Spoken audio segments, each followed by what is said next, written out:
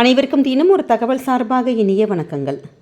இன்றைக்கி நம்ம பார்க்க போகிற பதிவு இந்த கார்த்திகை மாதத்தில் வந்திருக்கக்கூடிய பாஞ்சராத்திர தீபம்.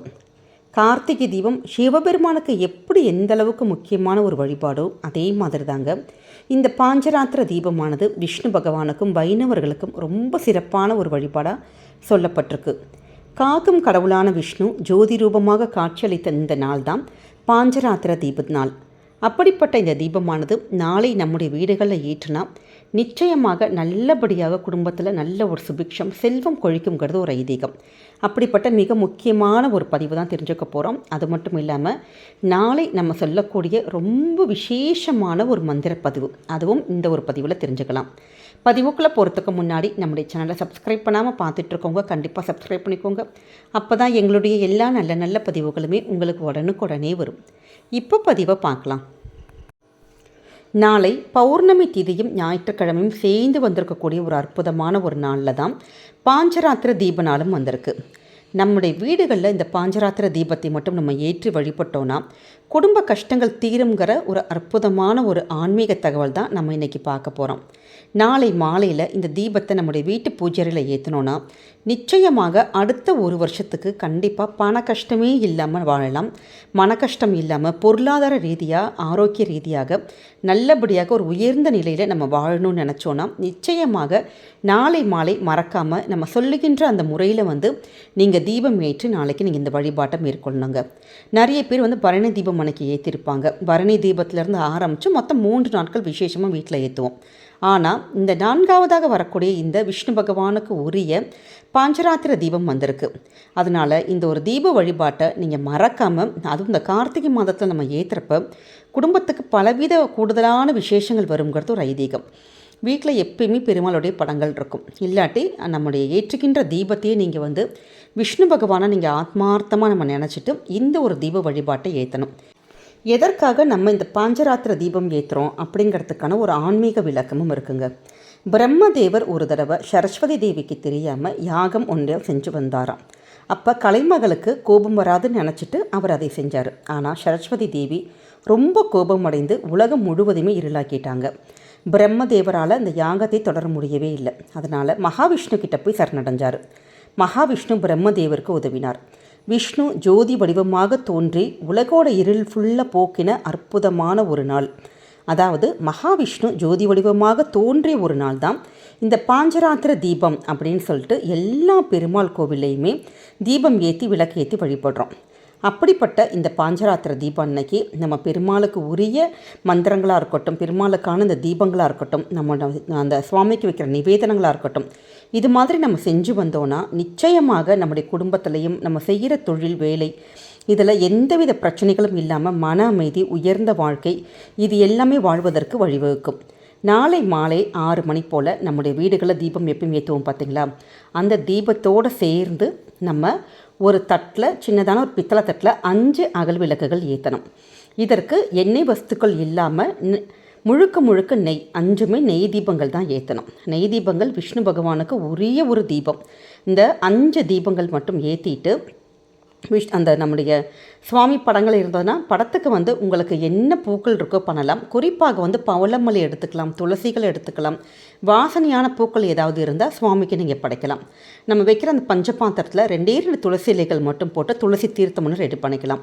பிரசாதமாக நிவேதனமாக உங்கள் கிட்ட என்ன இருக்கோ ஏதாவது ஒரு இனிப்பான ஒரு பொருள், சக்கரை பொங்கல் பண்ணலாம், மக்காரோடிசல் பண்ணலாம். அது மாதிரிலாம் பண்ண முடியாட்டி கூட நம்ம கையில் இருக்கிட்ட பழங்களோ உலர் திராட்சைகளோ ஏதாவது ஒரு பழங்கள் வைத்து சுவாமிக்கு நம்ம நிவேதனமாக வைக்கணும்.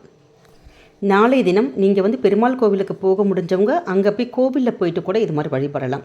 அப்படி முடியாதவர்கள் நாளைக்கு வீட்டிலேயே உங்களுடைய பூஜை அறையிலே இப்படி ஃபுல்லாக நல்லா விளக்கேற்றி நல்லபடியாக நம்ம அலங்கரித்து நம்ம கார்த்திகை தீபம் மாதிரி கொண்டாடலாம். அப்படி பண்ண முடியலை அப்படிங்கிறவங்க இந்த பெருமாளுக்கு உரிய 5 தீபத்தை மட்டும் நீங்கள் ஏற்றி வழிபடணுங்க.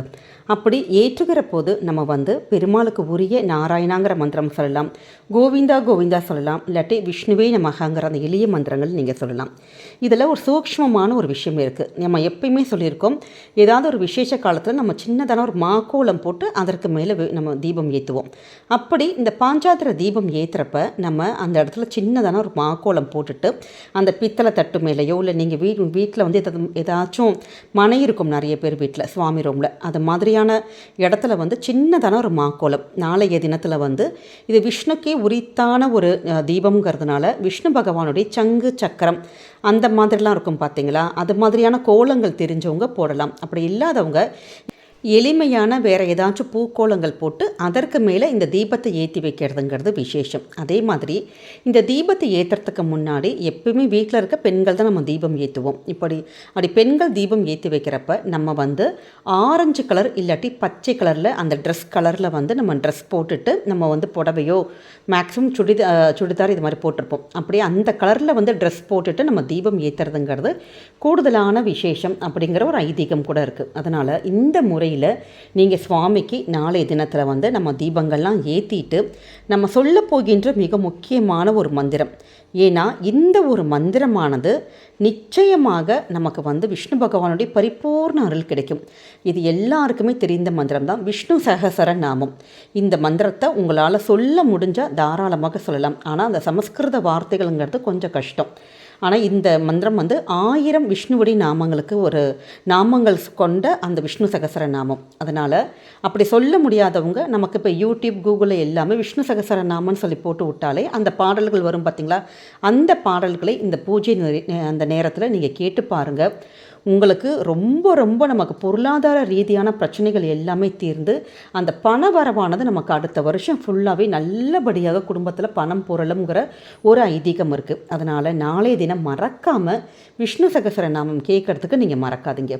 அதே மாதிரி நம்ம பார்க்க போகின்ற ரொம்ப ரொம்ப ஒரு சக்தி வாய்ந்த ஒரு எளிமையான விஷ்ணுவுடைய மந்திரம். இந்த ஒரு மந்திரமானது அவ்வளவு ஒரு பலன் கொண்ட மந்திரம். அதாவது 5000 ஆண்டுகள் தவம் செய்த அந்த பலன் கிடைக்குமாம் இந்த ஒரு பெருமாளுடைய மந்திரம் சொன்னால். அப்படிப்பட்ட இந்த ஒரு மந்திரத்தை நாளைக்கு அந்த தீபம் மட்டும் ஏற்றி வச்சுட்டு நீங்கள் ஒரே ஒரு முறை சொல்லுங்கள், இல்லாட்டி 3 முறை சொல்லுங்கள். செஞ்சு பாருங்கள், நமக்கு வந்து அவ்வளோ ஒரு கூடுதலான விசேஷம் கிடைக்கும். அப்படிப்பட்ட மந்திரம் ஸ்ரீய காந்தாய கல்யாண நிதையே நிறையேர்த்தினாம் ஸ்ரீ வேங்கட நிவாசாய ஸ்ரீனிவாசாய மங்களம் ஸ்ரீ வேங்கடாச்சல ஸ்தீசம் ஸ்ரீயாத் யாசித் பக்ஷசம் ஸ்ரித சேதன மந்தாரம் ஸ்ரீனிவாசம் அகம் பஜே.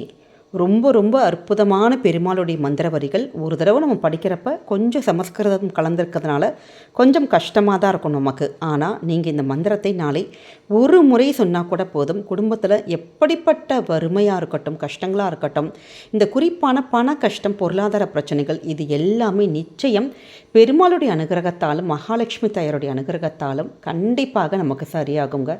அதனால் நம்பிக்கையோட நாளை தினம் இந்த பாஞ்சராத்திர தீபத்தை அன்னைக்கு நம்ம விஷ்ணுக்காக, இந்த விஷ்ணு பகவானுக்காக நம்ம அந்த 5 தீபங்களை மட்டும் ஏற்றி வச்சுட்டு எளிமையான நிவேதனங்கள் வச்சு இப்படி இந்த ஒரு மந்திரங்கள் நம்ம சொல்கிறப்ப குடும்பத்துக்கு பலவித நன்மைகள் கண்டிப்பாக வந்து சேரும். அதனால் நாளை தினம் எக்காரணம் கொண்டும் இந்த தீபத்தை ஏற்ற மறக்காதீங்க.